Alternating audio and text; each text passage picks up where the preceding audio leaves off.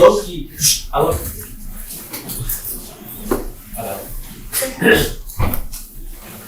Sit down. Hi everyone, welcome to the first CANtalk of 2020. So CANtalks stand for Career, Academic, and Networking Talks. They're similar to TED Talks, except we get to use the Teams acronym. Today we are joined by two speakers. The first will be David Pierce, who is retired from the position of CTO of Specific Energy. And then secondly, we will have Alex Drew, who is a senior engineer at DJO Surgical. I am going to give a brief intro to Dave, but please just listen and be quiet during the presentations, and then if you have any questions, kind of save them for the end of whichever speaker you have questions for, and then they'll answer them at that time. Okay, so Dave Pierce was born in Congo in 1963, the year that the ASCII standard was released. Kennedy was president, and the Vietnam War and Apollo program were in full swing. He returned to the US in 1975, the year of the first personal computer, the Altair 8800. Graduated from high school the same year as Pac-Man was released.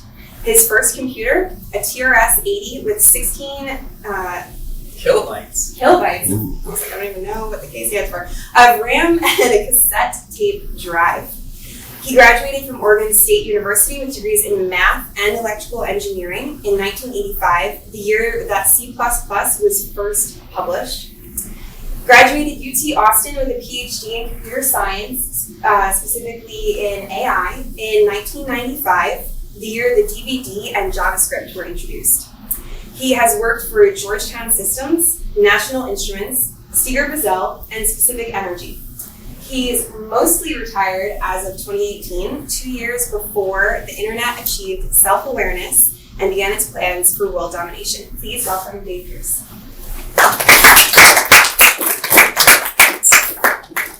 Okay, so I chose to talk about the career aspect of the CAN. I figured since I just kind of recently finished mine, I had 40 years of stuff to talk about and 15 minutes to talk about it. So the slides are going to be really boring for a while. I just wanted to, before I get to some pictures, but I was thinking what was going on in my head back when I was in high school. I thought of a couple of things. One was I would definitely be retired by the time I was 40. That just seemed so far away that I couldn't imagine working longer than that. And the other thing was I had the hobby of electronics, and I was building stuff at home. And for me, electronics was really special. It was like the closest thing to magic. You know, something where you're dealing with these invisible forces and trying to bend them to your will. So that was all about electronics, and so I can really relate to what's going on here in your lab, except that you got a lot better equipment than I ever did. For college, I chose to go into electrical engineering. Made sense because I was really interested in things electrical, and ended up.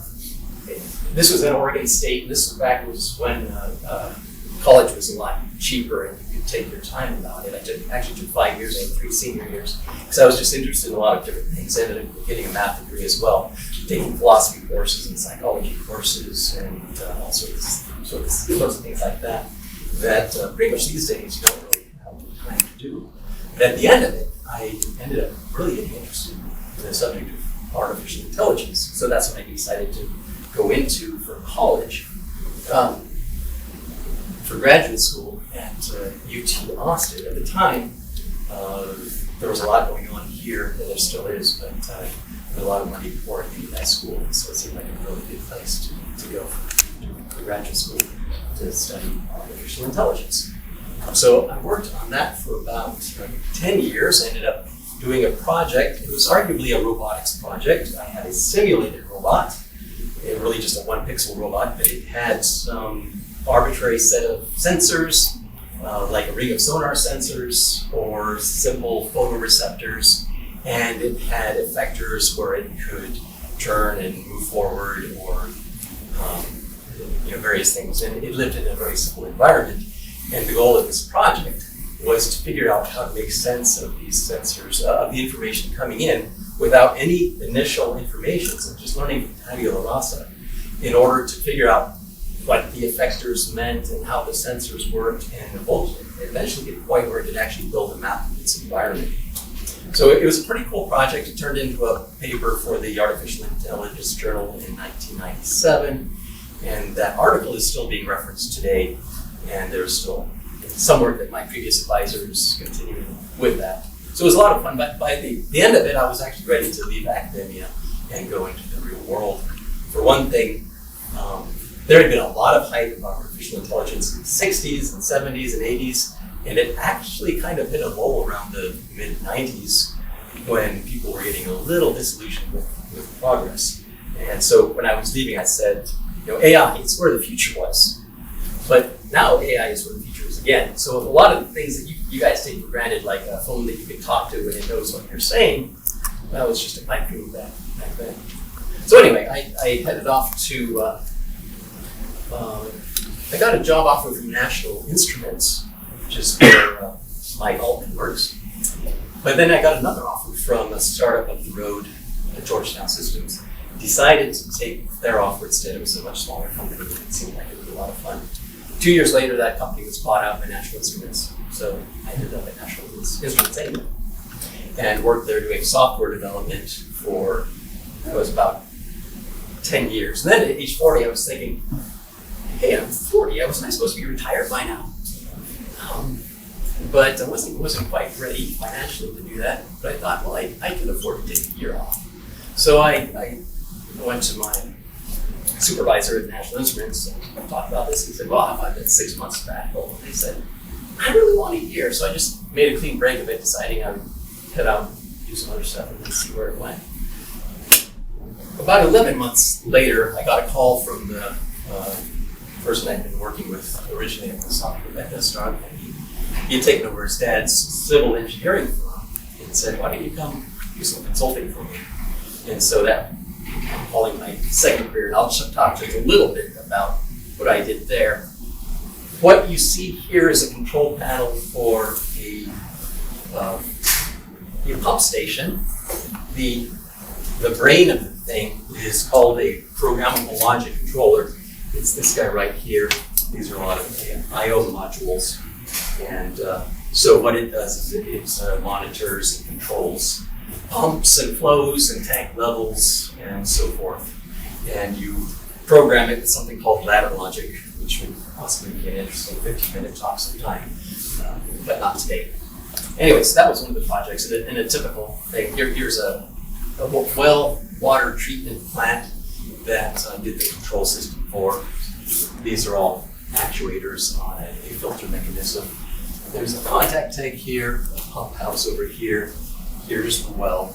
You guys listening can see what's going on down the well. And this was after they first turned the pumps on for a test to see if it was going to work. And it did. So anyway, I did a fair amount of this sort of work for a while.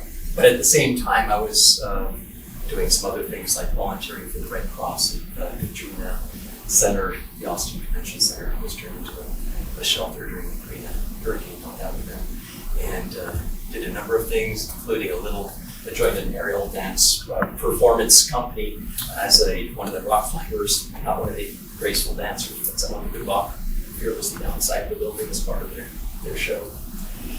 And after a while,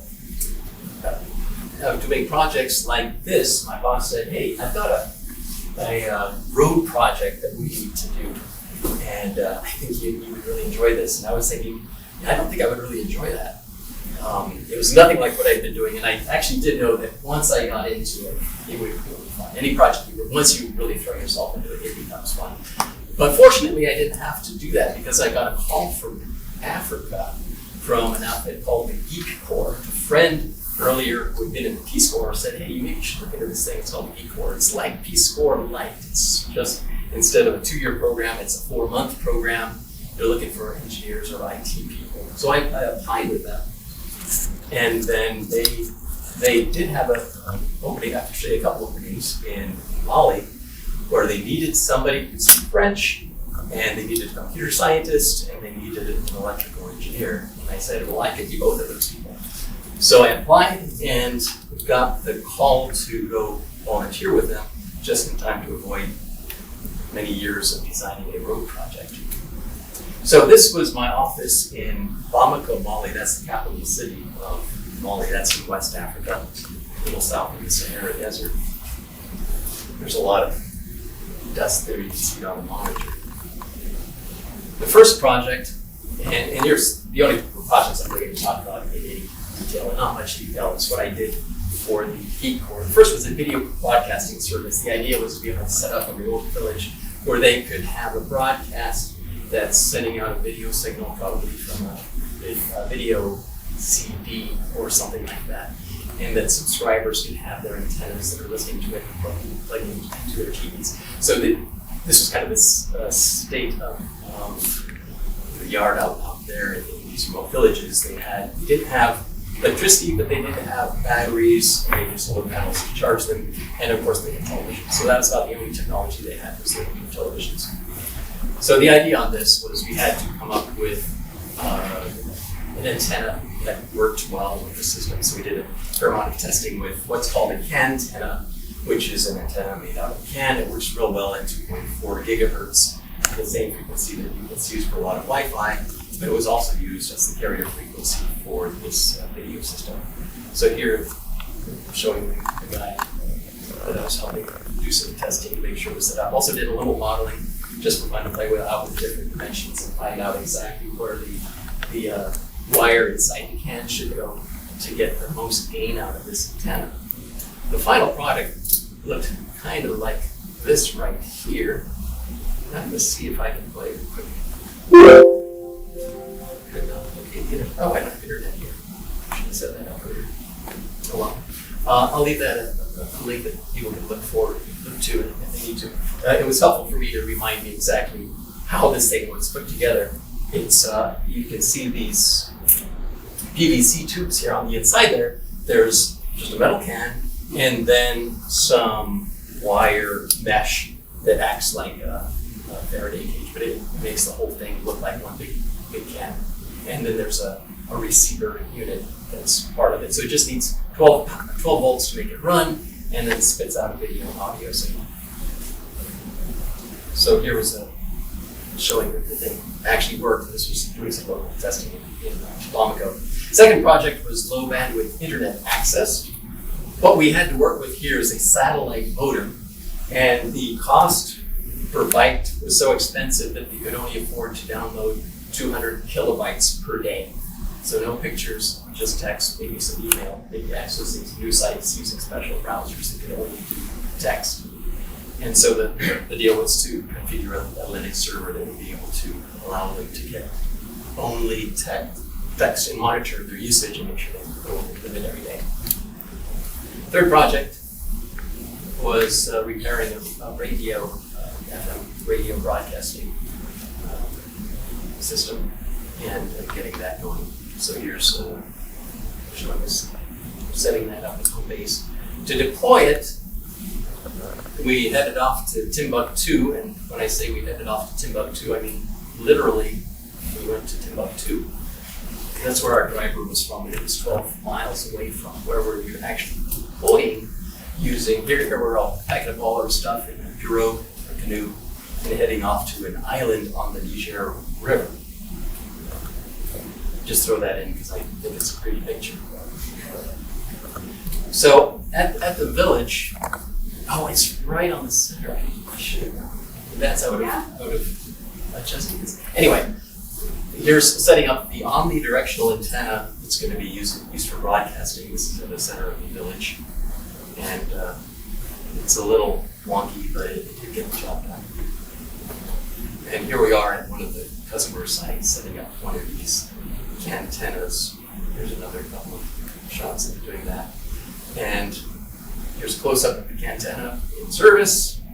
And there it is, connected up to one of the villagers' televisions. And so what you can see right here is here's the signal coming in here, the audio and the video, and then this is actually Cat5 cable, but it's just being used to provide 12 volt power to the receiver.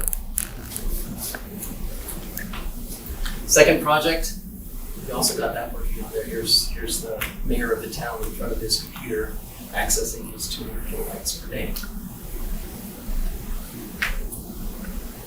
Final project is setting the radio up, and here's the radio station. You can see a number of batteries are set up there, and on the wall is a controller, a solar panel controller that's keeping the batteries charged. And here's the view of the station, and then the DJ. One thing about these DJs that I learned is that for them, music by itself is essentially dead space, so they always talk over the music or sing over the music or hum along with the music. But that's how they roll in Northern Mali. Third career, engineering. I'll go through this real quickly. When I got back from Mali, my previous boss talked me into joining his civil engineering firm full time. So I'll just show you really quickly a few slides from a water treatment plant that I worked on. Here's the intake structure being dropped. You can see the screens here. This is the water, where the water comes in, and it's the pumps themselves are actually inside these cans. And that goes to a system of microfiltration membranes and is treated chemically as well. Ends up in a 2 million gallon clear well and is shipped to the rest of the distribution with the 600 horsepower dirty hose pumps. So what I did for this was a fair amount of electrodynamic note about the hydraulic modeling. And the electrical was pretty much all done in Excel. It's amazing what you can do in Excel. You might think that in engineering firms they're always using these really fancy software programs, but a lot of it we do in Excel. It's just very, very powerful and configurable. At age 50, I thought, well, what happened if I get retired at 40? Should I be retiring at 50? Well, I did this. I took 6 months off, and with my wife, after my 50th birthday, went hiked up Kilimanjaro. I'm including this picture because I'm very proud of it, because I had to get up in the middle of a very cold night, learn how to use the long exposure mode on my camera, and take this picture, and it turned out really well. And when I came back from Tanzania a few days later, went to Peru with the Engineers Without Borders. Have any of you ever heard of Engineers Without Borders? Doctors Without Borders? Oh, so similar, but engineers. So this was a project to get spring water to a remote field for irrigation. Went back. One thing I discovered about taking a 6-month break is that it's short enough that for a lot of the really big projects, when it comes to the Monday morning meeting and they're thinking, well, let's see what's the progress coming on this capital improvement project, and they say, well, Dave's going to work on that when he gets back. So they just put it off, and then after your 6-month break, you come back to 6 months work, all ready to go. So I have mixed feelings about 6 months breaks. Maybe a year is the right number. At 55, I retired outright just because I figured I could, and there were a lot of other things I wanted to do. So that's what I've been doing since then. So 40 years, I figured gave me the right to dispense some advice, and that's kind of the point of this whole thing. So here it is. Your path to financial independence starts now. If you're interested, if you're thinking like, I definitely want to be retired by 40. Well, if you want to be retired by 40, the short story is all you have to do is save half what you make, put it in index funds, and in 10 years you'll have enough to retire 15 if you want to retire more extravagantly. And if you want to really enjoy the ride along the way, turn that 50% into 10% or something, and retire a lot later, but you can have a good time. And actually, when I say retire, I really should say reach financial independence, and that's the whole point of this. Is if you get to the point where you can say, I want to take 6 months off, and you know that you can afford it. Well, that gives you a lot of power, and it's just a good feeling. If you're interested in that sort of thing, I recommend the book The Simple Path to Wealth by J.L. Collins, or the Choose at 5 podcast. Start with episode 11. Okay, enough of preaching about financial stuff. Other advice, default to yes. So the reference here is the book Surely You're Joking, Mr. Feynman. Has anybody heard of this book before? Okay, good thing I was here then. I recommend this highly, a lot of people do.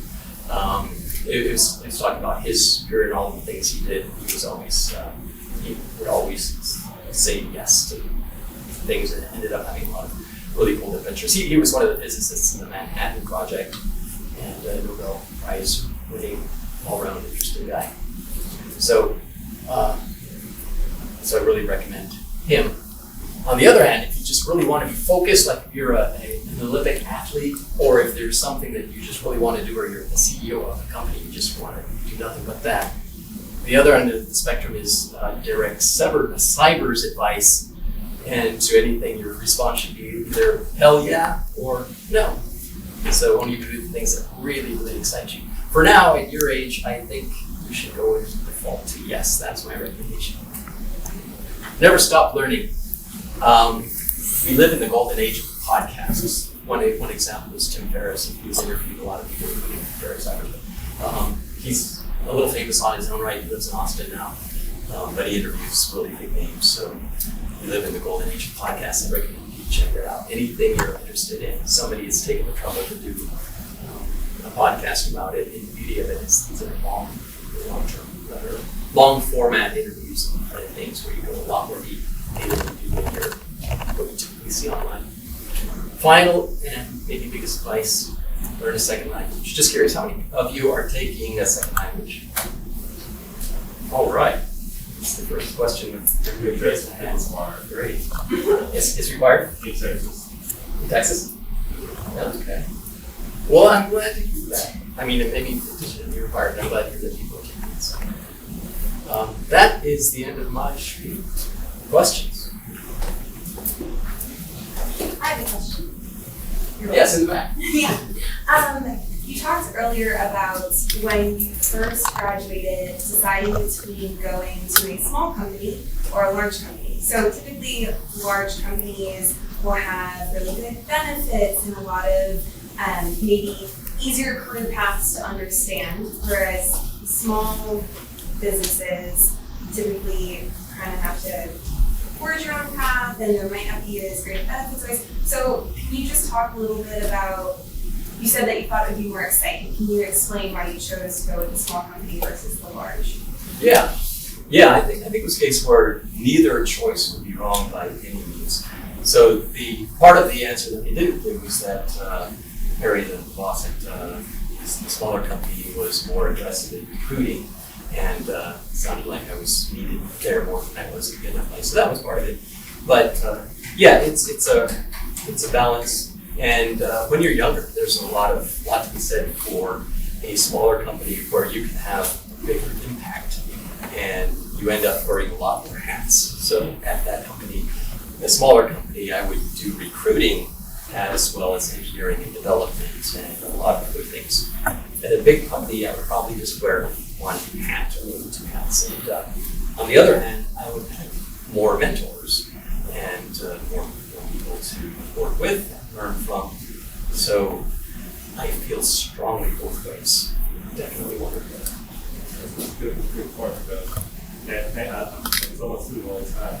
We have a big program called FRC, which you need a big team to work together. So you can be individual, but we also have a thing called Prehab for Life, which small team, 2-4 people, and you wear multiple hats. I mean, occasionally could be just a program that you probably need to build, market, and do a lot of things. It's just staying in and you work with big companies. Big companies where you just have one job and you work on it less. But you work with small companies, you just can't be one person, one type of work. You got to do multiple things. And depending on what you like, that be part of a big company or a small company where you're a small company, you really need it. You go up to the point, you feel it. Yeah. Because if you're absent, things just stops. And like you say, you came back, stuff waiting for you. You know, big companies, they would say, okay, you go ahead. When she's gone, you go ahead and do a job for her. Small companies. I don't know. That's good. I mean, you will see that when you take a short that. We have the same kind of aspect of That's really good. Yes? What is your job as a civil engineer for consistent? So I was their token electrical engineer. A couple years after I signed on board, I went back and I took the the professional engineering exam. It's actually a license in electrical engineering. So I did all of the electrical engineering, but taught other people how to do it as well. Also, control engineering. A lot of projects like water treatment plants require a fair amount of control, so I was involved with that, doing a lot of work with teaching other people how to do that. But then there was also a fair amount of hydraulic modeling that I did as well. And then I was also responsible for most of the recruiting as well. So I had about 4 different things I was doing there. But on each of those things, as soon as I started doing it, I was trying to train somebody else to do it as well. I didn't want to be the weak link or the bottleneck on any of these things. Yes? Did you go into the smaller company expecting to be bought by the bigger one? No, there was no indication at that point. Yes? So you've worked on AI, and you've done a lot of stuff with control systems. So what do you think about like the integration of AI into control systems? So like sort of taking like a human aspect out of sort of like a unit. My thought is, what could possibly go wrong? I think, okay, here's my thought about artificial intelligence.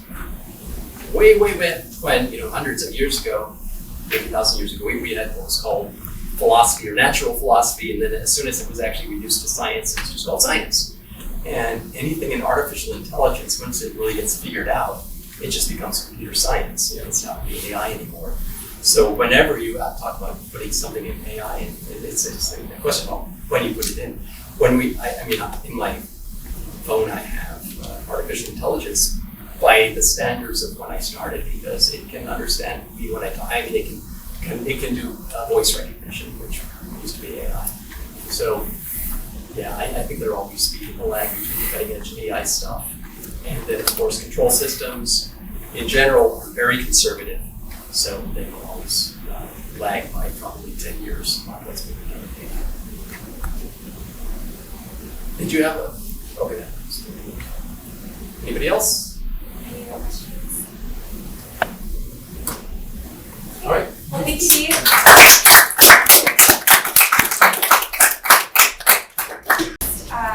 Speaker, we have Dr. Alex Drew, who is once again a senior engineer at DJO Surgical. Right. Hi. Thanks everyone for having me out here today. So I work for a company over on Metric Boulevard in North Austin called DJO Surgical. And we make orthopedic implants. You may know what I'm referring to there. So primarily joint replacement. So if anybody knows that artificial hip, artificial knee, artificial shoulder, which is usually somebody suffering from arthritis and is in pain, and we can help alleviate that by replacing their joint. I want to talk to you a little bit today about, again, kind of where I was at, when I was your guys' age, and staring down the what do I do next question, right? So if I get a show of hands, how many of you have ever heard some version of this statement? You're good at blank, you should be a blank, right? Pretty common, right? It's like, you're good at art, oh, you should be a graphic designer. You're good at sports, be an athletic trainer. Singing, oh, obviously you should be a musician. For me, it was people like, oh, you're good at physics, you should be an engineer. You're like, okay, and usually these are people who are the closest people to you. They're your teachers, they're your family, they're your friends. What do you do with this piece of information at that point? So you've established, obviously, some skill set that you've developed, cultivated. You've made some decisions to learn some specific knowledge that interests you, but how do you decide whether that's the path you're going to take? For me, it was quite personal. So my little sister is, in fact, my little sister. So my sister Margaret was born with a form of dwarfism called Knie syndrome. So she is 3 foot 6 inches tall, which is real short, even for somebody with dwarfism, and was able to a whole array of kind of skeletal deformities, muscular problems, poor vision, poor hearing. And so I'd grown up my whole life as a kid going with her to doctor's appointments, to physical therapy, seeing her have surgery, seeing her receive these assistive devices. What I recognized is I had lived a life witnessing how engineers can transform lives. From a whole list, this is just the ones I can think of off the top of my head that have impacted her life, from implants to hearing aids, wheelchairs, crutches, the stools that she uses to access things in her daily life, lifts to move her scooter in and out of her car, glasses, orthotics, contact lenses, mobility scooters. All these things have engineers behind them. And today I think there's a pretty popular field of engineering that specifically the biomedical engineers behind them. I want to dispel one myth about biomedical engineering. All engineering disciplines can be biomedical engineers. Really, it's biomedical engineering is a field of science, and it's just engineering as applied to life science, as applied to that setting. So you can be a mechanical engineer who does biomedical engineering. You can be an electrical engineer that does biomedical engineering. And so I kind of made a decision late in high school that this is a direction I wanted to go, and specifically being witness to orthopedic surgery. I was like, that's a thing that I want to focus on. I will give a shout out to my sister here. She was the I'm good at art, you should be a graphic designer. She's a tremendous graphic designer. This is actually the largest piece of public art in Portland, Oregon. It was done by my sister. So this is the R version of like Cap Metro, the Max train. She did the murals on either side of the one underground station in Portland. It's pretty cool. So coming out of high school, I kind of had a little bit of a mission. I made a little bit of a decision to start the ball rolling down this path. Because of my interest in orthopedics, I decided mechanical engineering is the right fit. I kind of learned and looked up at the time, like, who are the types of engineers that do orthopedics, and largely it's mechanical engineering. So I decided to go get my bachelor's in mechanical engineering at University of Portland in Portland. Oddly enough, my whole family is Beaver. My sister, my dad, my grandpa, all Beavers. I ended up at UP in Portland, just north of Oregon State. And I started to tailor my coursework in college towards biomedical engineering. So I started taking my first courses in biomechanics, improving my technical skills and my liberal arts skills. Because one thing I want to focus, especially for a group like this, being good at the science and technical aspects of science and research are very important. But science not well communicated is science not done. So being able to write and present your research is just as important, and you want to make sure you're cultivating those skills as well. I even got to do my senior design project now with an orthopedic implant company, just outside of Portland in Hillsboro, working on a plate to help stabilize rib fractures. Super cool. But at the same time, I also got my first internship with a company called Columbia Steel, doing sand casting, one of the oldest forms of industrial fabrication, right? Melting, giant vats of metal and pouring them into molds, effectively sand castles that you've molded into the shape that you want to create. And it was that internship experience that led to my first career. So I worked at Columbia Steel. I actually worked shadowing the foundry superintendent there, and was kind of playing a manufacturing engineering role. And my first job offer for a full-time job was he wanted me to come be the assistant superintendent for the foundry. I looked at it, I was like, okay. And then I had a big company, Precision Cast Parts. Probably no one has ever heard of them, but they're a Fortune 500 company that makes all the parts that then go to the people who make jet engines. So most of a jet engine starts as a casting. Most of those castings come from Precision Cast Parts. And so that had a little more allure to it, right? From going to these big industrial wear parts and a big smoky, dusty process of sand casting to something a little more refined, a little bit higher tech industry. So I took a job there as a manufacturing engineer, working on jet engine parts, which is pretty cool. I went to their website actually, and this was the part that just happened to have a picture of the part that I had my primary responsibility for. The 20,014 was the part number, and it's the tail bearing housing for a Rolls-Royce Trent 700 engine. This is the jet engine that goes on a Airbus A330 airplane. But I thought that was pretty cool. That part just happens to be the picture that they have on their website. So I started talking about my motivations to go into biomedical engineering, that this is where I wanted to go. So what just happened, right? And I think really what happened was the choices we make and the experiences we choose to go collect have inertia. You know, once you start kind of in a direction, it becomes much easier to keep going in that direction with your career. And so I really faced a decision point after 3 years with precision cast parts. I was 25 years old, and I was sitting there going, just 3 years ago, I really wanted to go do that other thing. I didn't want to be a manufacturing engineer, even though working on jet engines is cool. I wanted to design medical devices. And so I decided to up and leave with encouragement support from some of my mentors at PCC, and I decided to go get my PhD in biomedical engineering from the University of Utah. School I went to specifically because they had a great orthopedic research lab, which I was very lucky to get a position in as a researcher during my PhD. So I worked under a professor, Dr. Kent Backus, and I really struck the gold mine as far as I'm concerned. I got to work on a project that is the direct skeletal attachment of prosthetic limbs. So usually if somebody's lost a limb, they're an amputee, you're kind of wearing a socket that goes over your limb, and that's how you're loading and walking around.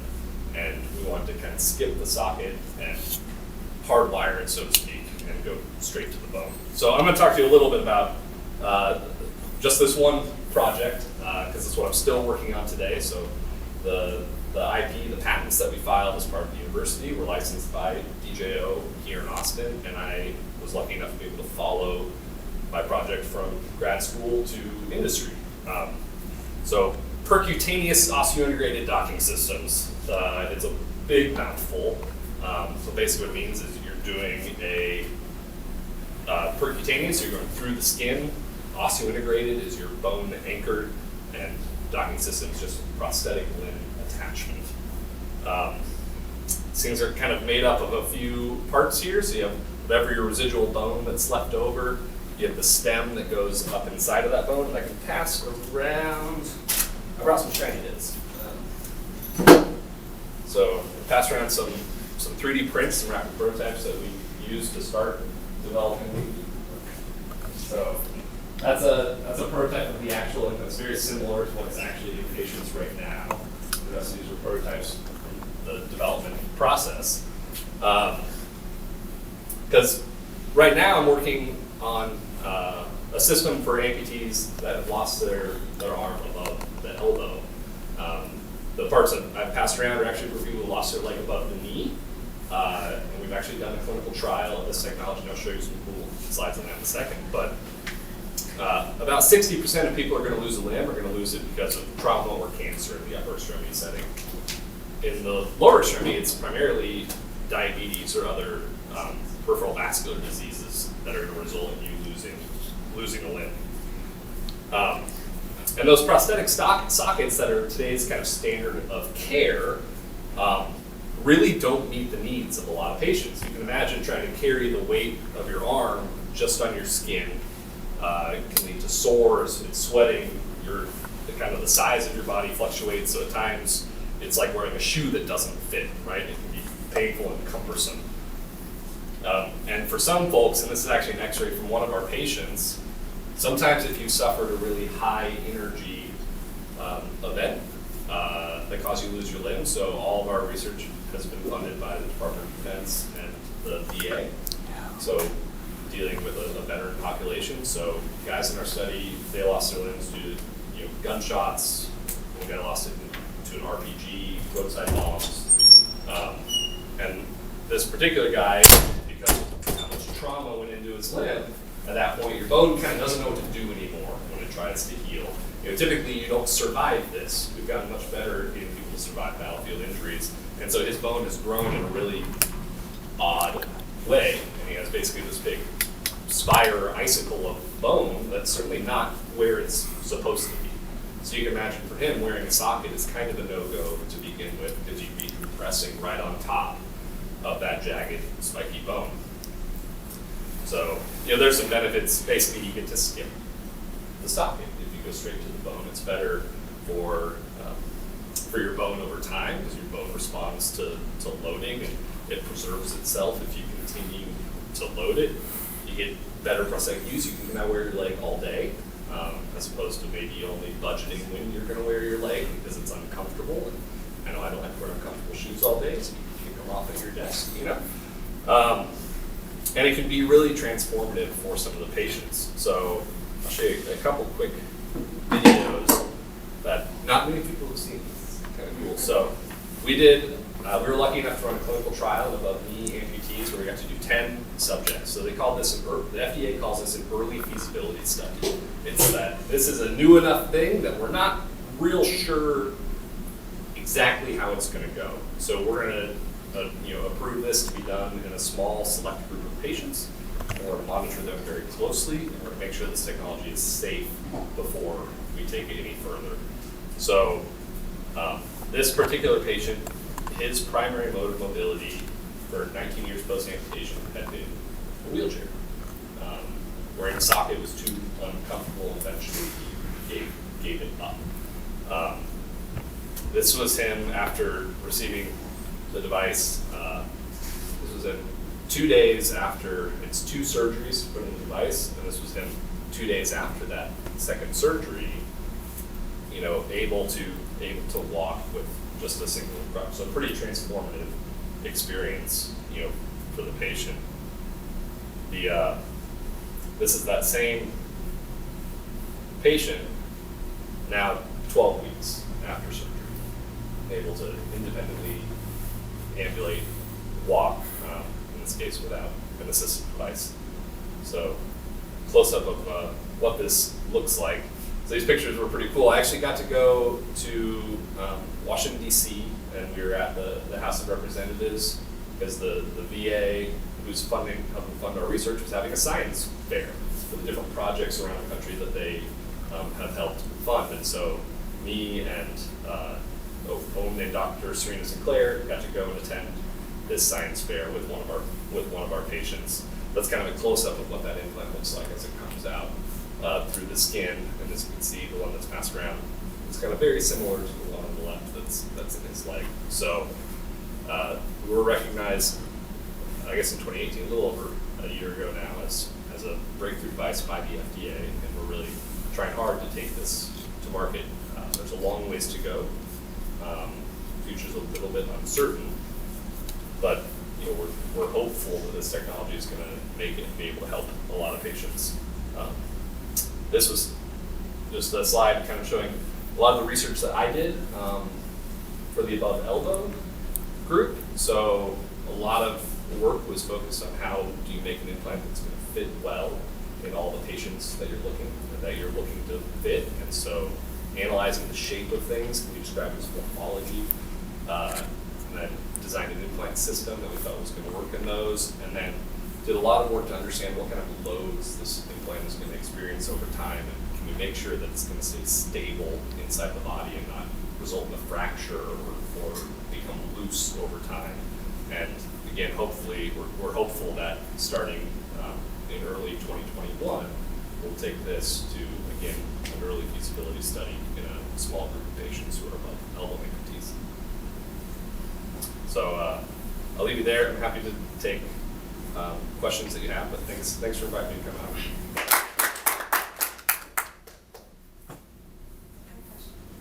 Is there, have you noticed that with certain amputees that there's like a time that you would need to put one of those devices on them before the bone can no longer accept that amount of weight?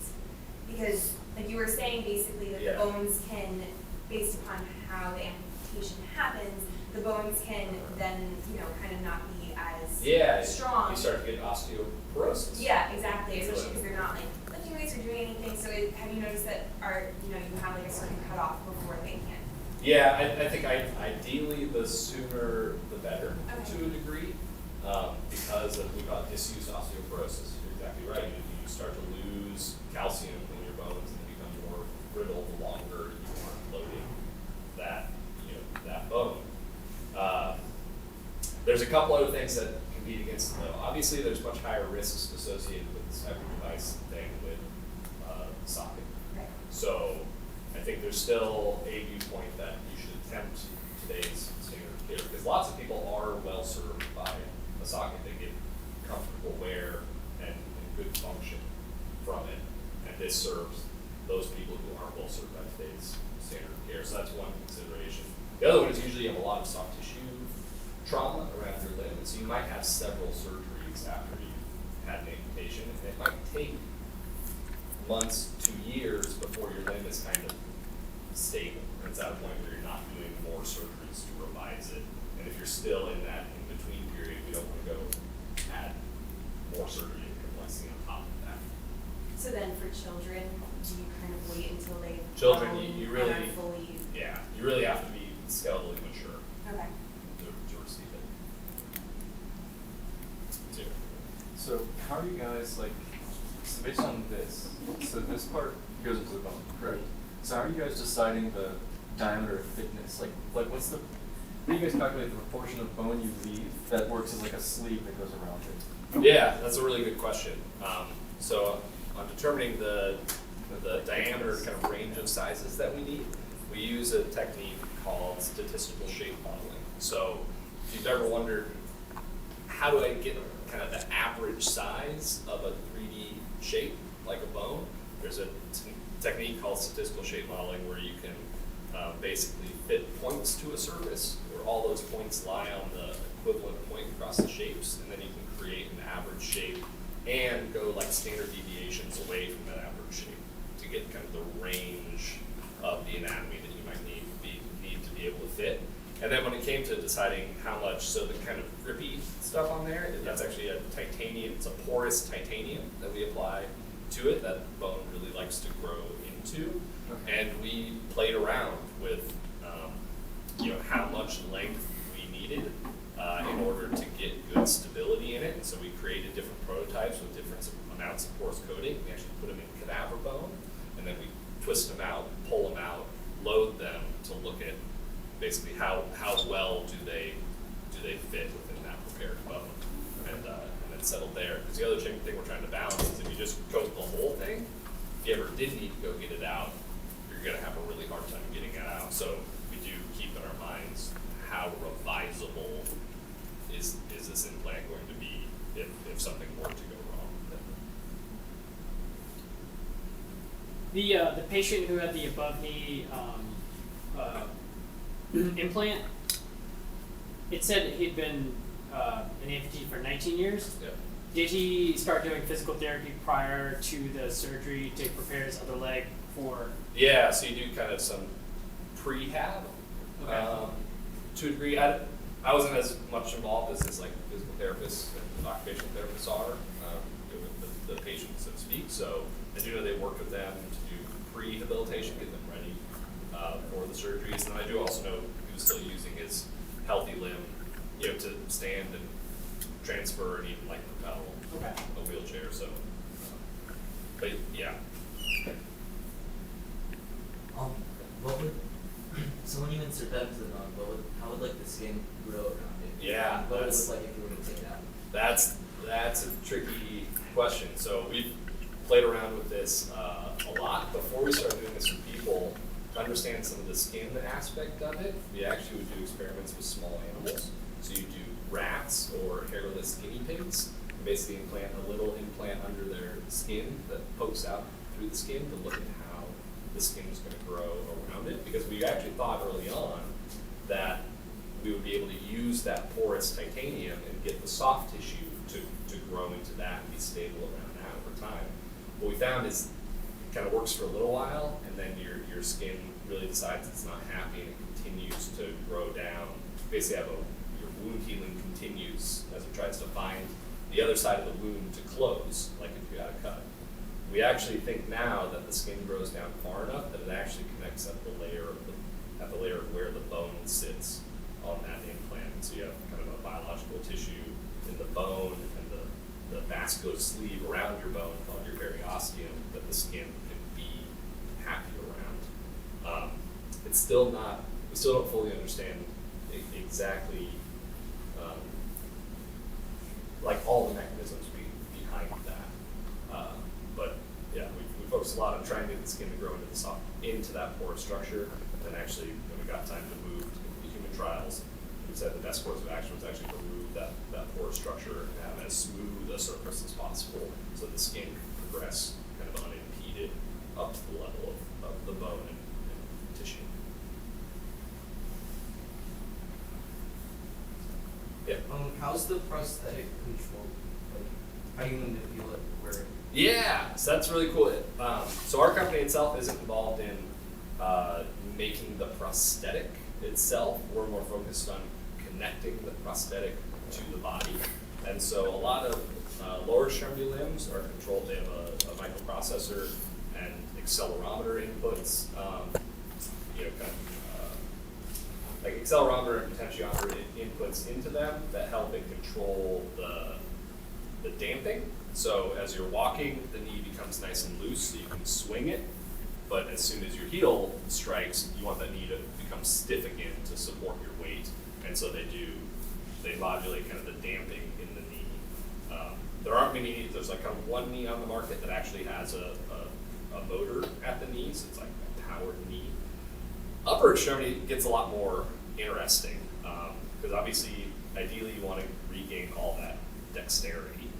And so we have worked with a doctor named, have started having conversations with a doctor named Dr. Albert G, who's at OHSU in Portland. And he has been working on a surgical technique called targeted muscle reinnervation. And this is because your nerves basically start from your brain down your spinal cord and they branch as they go further down. So when you're amputated high up, you still have all the information that would have ended up down in your hands going nowhere. The signal's being sent, there's nobody to receive it. Well, the voltage from nerve signals is really, really small. It's microvolts in the nerve, and so it's hard to sense what that is. And so there's two techniques that people play around with to do that. One is to take a little array of electrodes and actually stick them right into the nerve. And actually, University of Utah is one of the pioneers in this area. There's an electrode array called the Utah Slanted Electrode Array, and you can stick that into the nerve, and then you can read those nerve signals directly there. This other way, called targeted muscle reinnervation, is you need an amplifier for those nerve signals. Well, your muscles do that anyways. When your muscle receives a signal from the nerve, it causes a big action potential within your muscle, and now you're talking millivolts, so you can sense those at the level of the skin. So if you ever had like an EMG where you can kind of look at muscle activity with a little sticky electrode that you put on your skin, now this is a useful signal. So the idea with muscle reinnervation is you take that nerve and you basically fillet it and start distributing it to different muscle groups that still exist within your arm or within your chest. And now when I think about closing my hand, it causes some combination of muscles to flex, to fire. Well, if I can use machine learning and artificial intelligence techniques, mostly machine learning techniques, to understand what combination of signals matches the intended motion, then I can program the arm in a very customized way to that patient to say, oh, that combination of muscle firings means you're trying to close your hand, so the prosthetic is going to close its hand. And so that's what we're hoping will be the control strategy we use in the upper extremity, is this TMR process.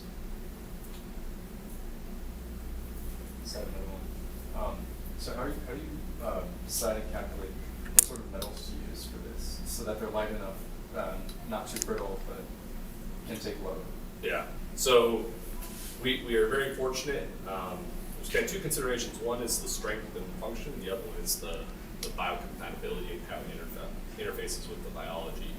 We've now known for quite a while that titanium is kind of the perfect combination of both. Bone loves to grow onto titanium and become very well fixed against titanium. It's also wonderfully biocompatible, and as we know, it's really strong. It has the added benefit of being really light, but it's those other aspects to it. So we really focus on using titanium, not only here, but also within kind of the rest of the field of orthopedics. Titanium is often the material of choice. One thing titanium is not good at is in like a total joint, like a hip or a knee, sliding titanium against another surface, it doesn't wear well. And so in a lot of applications where you're going to have a joint articulating, you're going to use like either a stainless steel, like a cobalt chrome alloy stainless steel, or ceramics for those applications. I was wondering, what kind of techniques do you use to prevent corrosion on those things? Yeah, that's a good question. Titanium also wonderfully corrosion resistant, which is nice, except when you pair it with oftentimes a dissimilar metal. So like with cobalt chrome, you can have a titanium hip stem with a cobalt chrome femoral head.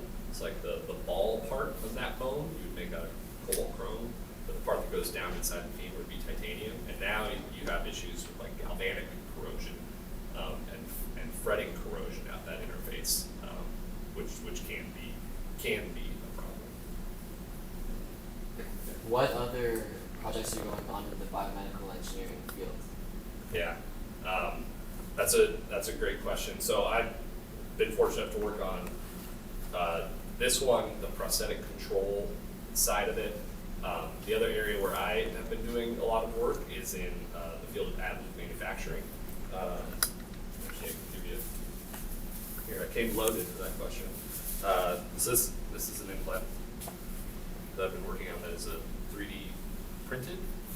It's still titanium, but you're doing it with a process called direct metal laser sintering. So starting with a bed of powder and then hitting with a laser to fuse those titanium particles, and you can build some geometries that you wouldn't have been able to build kind of with the traditional machining techniques that you guys are learning back here.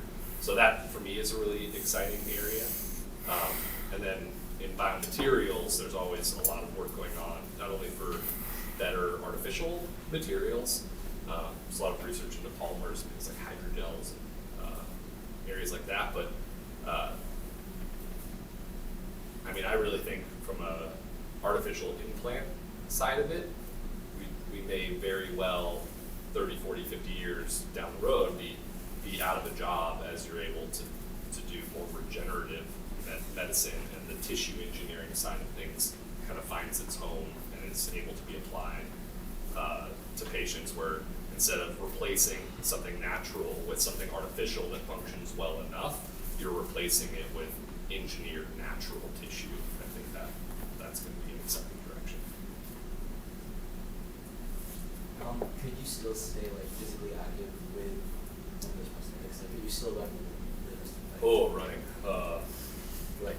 I can't recommend running. But yeah, you can certainly stay physically active, and in some of our data that we collected, so especially in the upper extremity, some of the work that we did was to understand the loads during some more high demand activities. So, you know, we looked at analyzing the motion of people doing jumping jacks and lifting weights with an extended arm, and jogging and some of those, to understand what are some of these higher demand loads that are going to be on that implant. But there is always risk, right? Because you have an implant that's fused to your bone, and if you apply too much force, you could break that interface. Okay, those are really good questions, guys. Pretty excited about that. Great. Well, if no one has any other questions, thank you so much for like a school or HVAC systems, or saying that a bridge that is built will not collapse, or swing itself apart like in San Francisco. And so yeah, you basically will stamp the design saying that it is certified that it will, not harm human life. And it is a process to get. You have to take a fundamentals of engineering exam, you become an EIT or an engineering training, and then after you have enough experience. Well, you can take PE right after the professional engineering exam, and then, but when you have enough experience, you become a professional engineer. You hopefully want to work for some place that will buy insurance for you. And so it doesn't make sense to necessarily always get it. While they offer it for a range of engineering fields, it doesn't always make sense to get it based upon the field that you're in.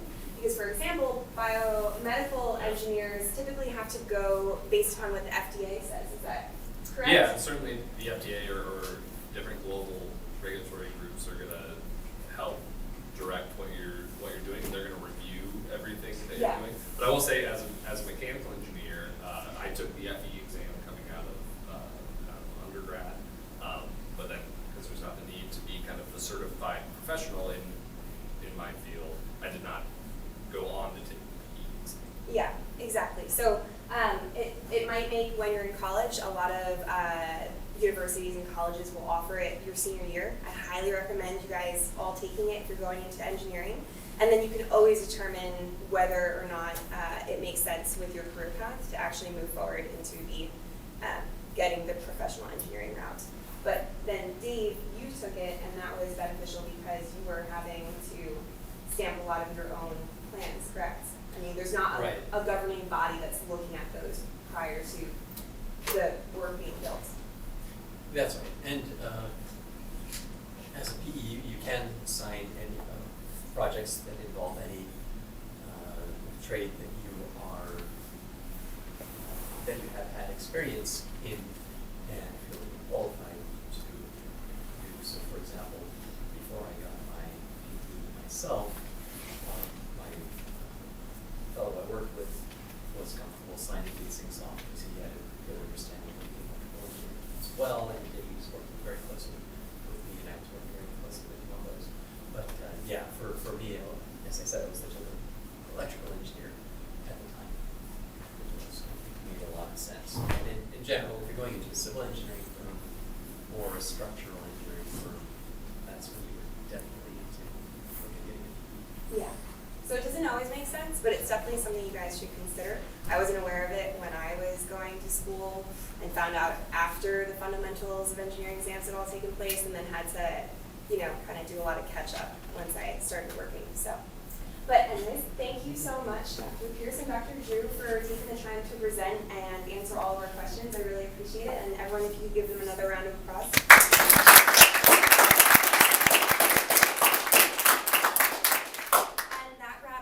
The first CANtalk of 2020, and hopefully in a couple of months we'll have some more presenters out for your guys' edification.